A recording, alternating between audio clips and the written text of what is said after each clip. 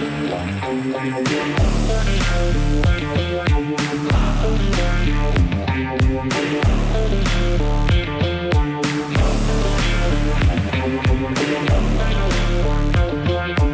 deep in the realm of absurdity is the idea of taking something like a Mercedes GLE 53 AMG on the tail of the Dragon, which is exactly where we are currently. We are on the tail of the Dragon. Greetings everyone, Jax here, and welcome to the ridiculousness that is the Mercedes GLE 53. Now, this is not a review, this is barely a preview. This is a media drive where they have a whole bunch of vehicles out here at the tail of the Dragon. We're in Tennessee right now, and they're letting us basically just take them up and down the tail to prove how awesome they are. And so I managed to snag the keys to this GLE 53 along with many other vehicles, so keep your eyes open for on the channel for that kind of stuff.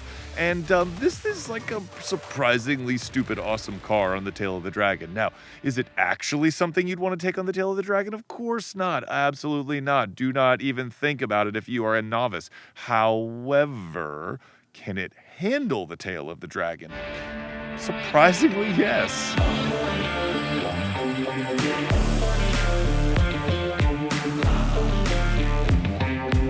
Now, I know what you're thinking. Jax, why are you standing in the middle of the tail of the Dragon? Well, fortunately, it's actually a Monday. And so on this beautiful November Monday, we're able to take these cars up and down the Dragon without, having to deal with too much traffic or slow Harleys or things like that. So it's been a really beautiful, awesome November day, I have to admit. I mean, it doesn't get much better than this. Now, why am I in the GLE 53? Well, I wanted to kind of see if something of this size could handle the narrow curves of the Dragon and still maintain what is at its core a giant luxury SUV. And so I did find that the ride and handling balance is still really good because this has the dynamic suspension. Now keep in mind, this is over $100,000. So you would think, well, of course there's got to be some, compliance. There's got to be the ability to be a luxury SUV along with a performance psychopath. Do I really look like a guy with a plan?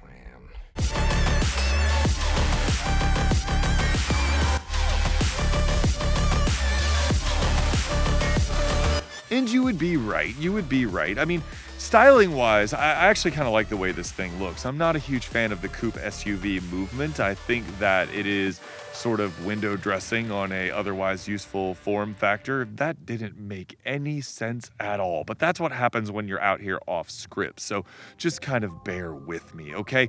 But I do think it's attractive in its own way. And it's got a decent enough amount of cargo space. And of course, it's got that gorgeous Mercedes interior and their good infotainment. Although Mercedes, I wish you'd stop using vertical screens. I can't see the gauges when I put the steering wheel where I want it to be because I'm 6'6".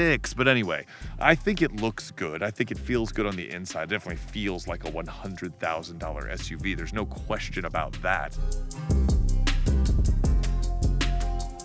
Now, should you necessarily buy one? Should you buy a Mercedes GLE 53 to do this sort of thing? No, I think that's silly.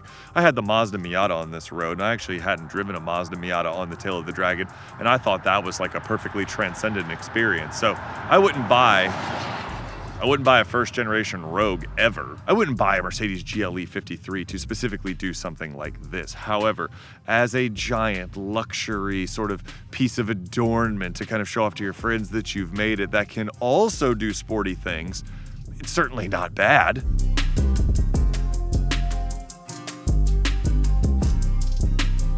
So we are out here in the utterly ridiculous Mercedes GLE 53 AMG. So it doesn't have the big engine. It has the smaller engine, which has this amount of horsepower. I don't even know if I've said it yet, but we'll put it on the screen because we're hopping in and out of a lot of test vehicles, and I am not sure what all the numbers are. I had an opportunity to hop into this and take it towards the tail of the Dragon. We're not going to do a full Dragon run. I'm just doing a quick run up to the overlook, and we'll take a look at this Mercedes. This one is over $100,000 because it comes with all of the options you would want. So I think this is sort of an interesting model because you have to ask yourself, like, do you want to spend $100,000 on this awesome coupe SUV and get all of these crazy options like the Burmeister stereo and the dynamic suspension. So basically, the suspension is maxed out with all of the coolest things that you could want on this model, but you don't get the giant engine. If you look at the numbers here, and I'm gonna keep putting them up because I don't know them. If you look at the numbers and you're talking about what is the difference between the big engine and the small engine versus having the maxed out suspension, I would say having the maxed out suspension with the smaller engine's probably more than enough that a sane person needs. Now I've got it in Sport Plus mode, so we are in max attack mode, which you can access via the cool little dial or the little rocker switch on the console. And this thing is perfectly comfortable. Before we get to the Dragon, we're driving along the northern end lakes, and it's totally fine hanging out at a relatively rapid rate of speed.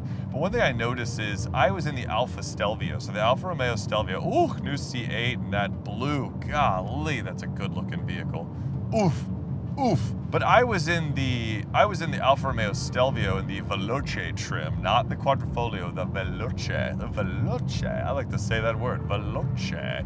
And it felt so much smaller than this. This thing feels massive by comparison. And it has that sort of typical AMG where it's like pummeling the laws of physics and just abusing the laws of physics. And so I'm a little apprehensive of how this is going to handle the tail of the Dragon. Now, if you don't know the tail of the Dragon, well, first of all, I'm releasing a series of videos on this media trip, so check it out. But the tail of the Dragon is 318 curves and 11 miles. It is one of the most challenging, technical, and dangerous roads in the entire country. It's located on the border of North Carolina and Tennessee. So there's your tail of the Dragon history lesson.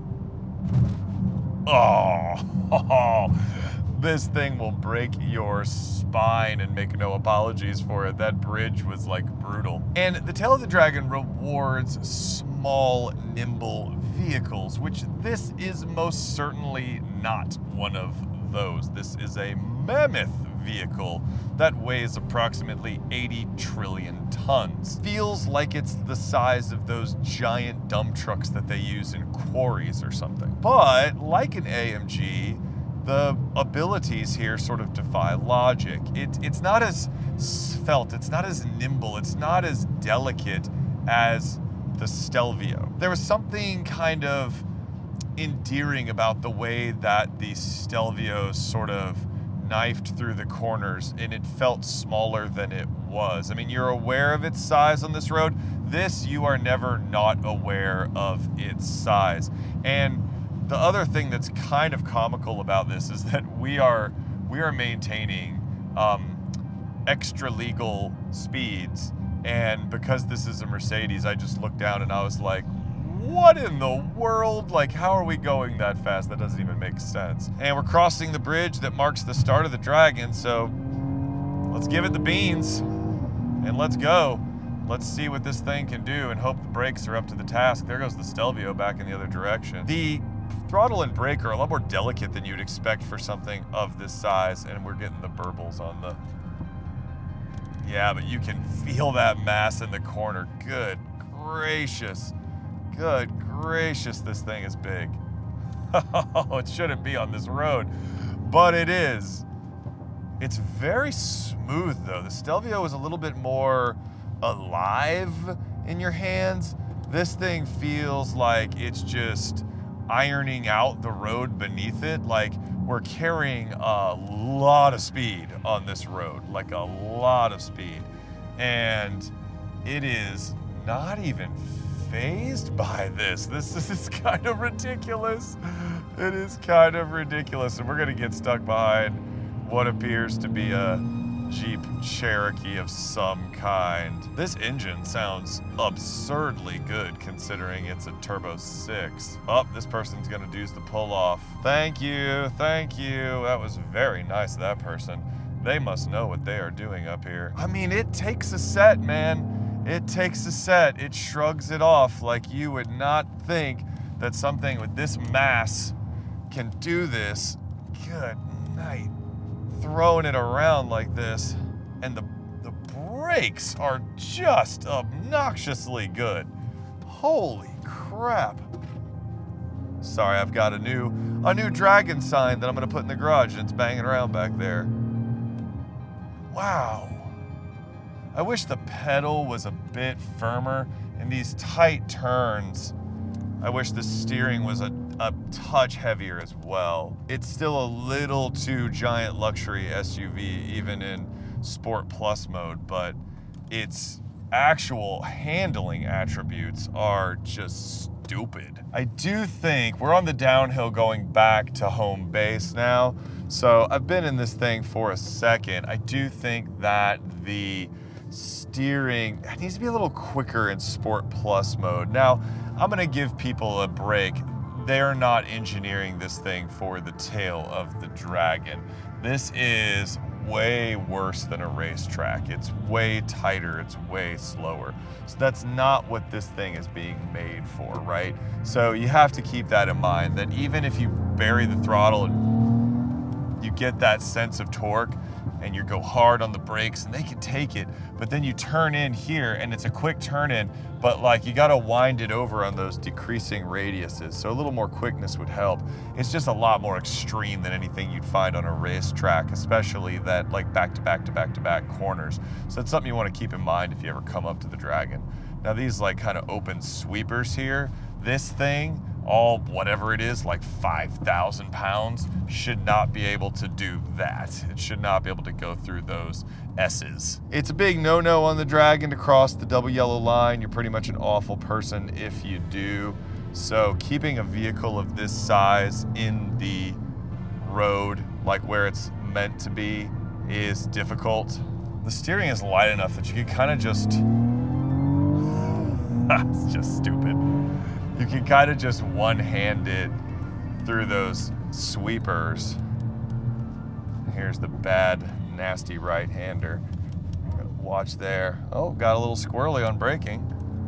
I don't know what it is either. It's like you say it's something else. I don't know what it is. I don't know who it's for. Maybe me, I guess, because I do like having the power and I do like having a family car. But it's just so big. It's just so big. So big on a road like this. I feel like as fun as it is to be ridiculous with this, it is utterly ridiculous. Haha! Oh my God. And this is the lower power engine. Oh my God. Yeah, I think honestly, so in this area, there's a couple roads like the Foothills Parkway, the Cherahela Skyway and stuff like that, that have these long kind of undulating sweepers in the beautiful mountain scenery where they run across the tops of ridges and stuff like that. This car would be an absolute dream in that environment, just an absolute dream. Now, I would actually kind of prefer like a little bit more greenhouse, so this whole SUV coupe thing doesn't give you as expansive views if you're gonna do kind of like grand touring like that. But those are the kind of roads that I think benefit this thing. It is absurd that it can do what it can do on a road like the Dragon. It's unholy, and there's some kind of witchcraft with, you know, AMG and M and those performance divisions that somehow summon this level of performance. You know, it's like kind of what Porsche does with the Cayenne and the Macan. Like, it's just like they shouldn't even do what they do, and that's fun for a bit. But having gone up the Dragon with the Stelvio, so check that video out if you haven't seen it yet. Having gone up the Dragon with the Stelvio, and then having gone up the Dragon with this in its like max attack mode, you can't help but be aware of just the physical size of the vehicle. So can the brakes handle it? Yes. Can the power handle it? Yes. Is the steering good enough? Almost. But like, what's the real joy you're getting out of it? Guys, I hope you enjoyed this rather ridiculous preview, drive, video, whatever you want to call it, of the Mercedes GLE 53 AMG. If you did, please consider liking, please consider subscribing for more meaningful content as well as sort of wacky content like this, when someone throws you the keys to a giant AMG on the tail of a Dragon. Who would have guessed it? But if you like it, consider sticking around and subscribing. Share it with anybody you might think would be interested in this kind of content. And until next time, please drive safe, especially if you're in an environment like this, and I will see you in the next video. All right? Peace.